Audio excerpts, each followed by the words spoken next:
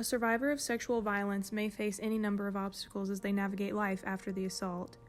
Decisions about what to do and when to do it are not made easily or quickly. It should be no surprise, and should even be expected, for survivors to delay making a police report.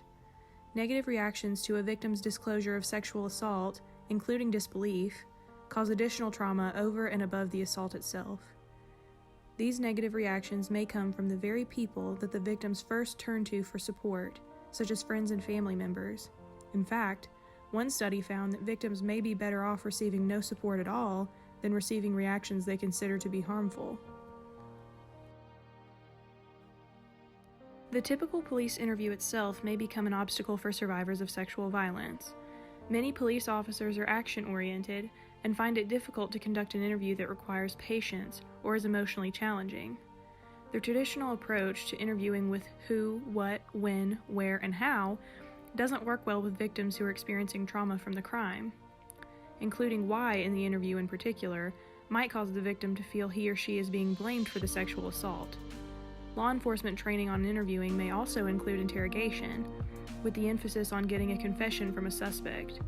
Therefore, the tone of a victim interview may display characteristics of an interrogation, causing the victim to shut down and not disclose important pieces of information about what occurred.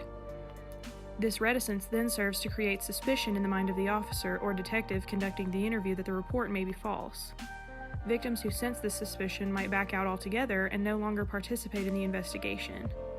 This, in turn, completes the circle by seeming to confirm the investigator's belief that the victim was lying to begin with, explaining why he or she stopped cooperating.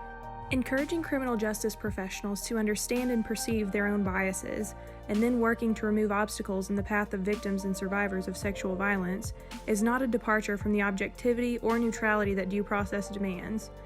It makes it safer for survivors to step forward and tell their stories so more complete investigations, ones that uncover all the facts, all the details, can be the outcome.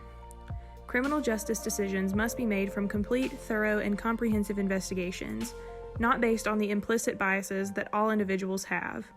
Due process is afforded throughout, and sexual predators can be held accountable through an evidence-based process, while the system also assists victims in their recovery needs. I've experienced something like this in my own life, which is why I've chosen the career path I have with criminal justice.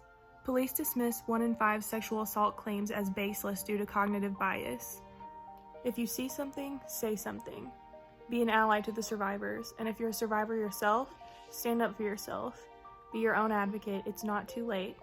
The police brushed mine off because there wasn't enough evidence, which happens all the time. And if the same thing happens to you, at least you can say you tried.